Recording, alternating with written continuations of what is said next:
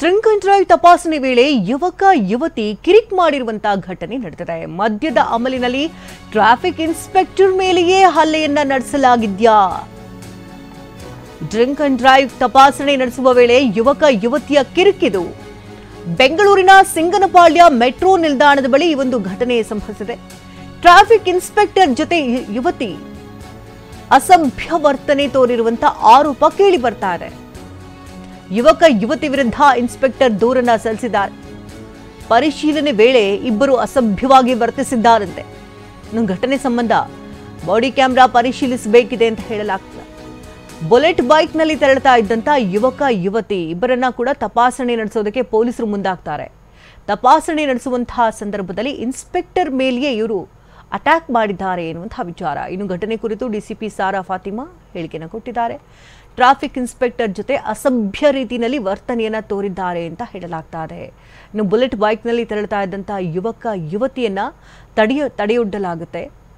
ತಪಾಸಣೆ ಮಾಡುವಂತಹ ಸಂದರ್ಭದಲ್ಲಿ ಅಸಭ್ಯವಾಗಿ ವರ್ತಿಸಿದ್ದಾರಂತೆ. ಇನ್ನು ಪರಿಶೀಲನೆ ಬಳಿಕ ಏನಾಗಲಿದೆ ಅನ್ನೋದ್ರ ಬಗ್ಗೆ ಮಾಹಿತಿಗಳು ತಿಳಿಯಲಿದೆ.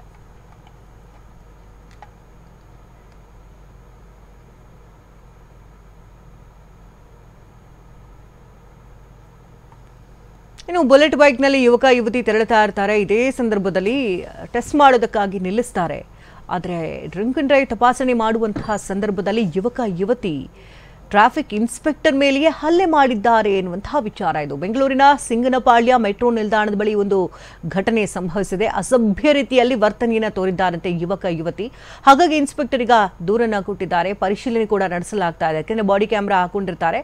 ಸೊ ಆ ಬಾಡಿ ಕ್ಯಾಮ್ರಾ ಪರಿಶೀಲನೆ ನಡೆಸಿ ನಂತರ ಯಾವ ರೀತಿ ಕಟ್ಟುನಿಟ್ಟಿನ ಕ್ರಮಗಳನ್ನ ತೆಗೆದುಕೊಳ್ಳಬೇಕು ಯುವಕ ಯುವತಿ ಮೇಲೆ ಅನ್ನೋದ್ರ ಬಗ್ಗೆ ಮಾಹಿತಿ ಲಭ್ಯವಾಗುತ್ತೆ. ಬುಲೆಟ್ ಬೈಕ್ನಲ್ಲಿ ಯುವಕ ಯುವತಿ ತೆರಳುತ್ತಾ ಇದ್ರು.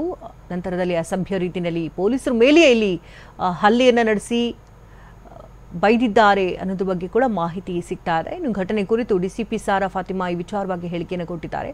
ಬಾಡಿ ಕ್ಯಾಮ್ರಾ ಪರಿಶೀಲನೆ ನಡೆಸಿದ ನಂತರದಲ್ಲಿ ಇದಕ್ಕೆ ಸಂಬಂಧಪಟ್ಟಂತ ಅಪ್ಡೇಟ್ಸ್ಗಳು ಲಭ್ಯ ಆಗುತ್ತೆ.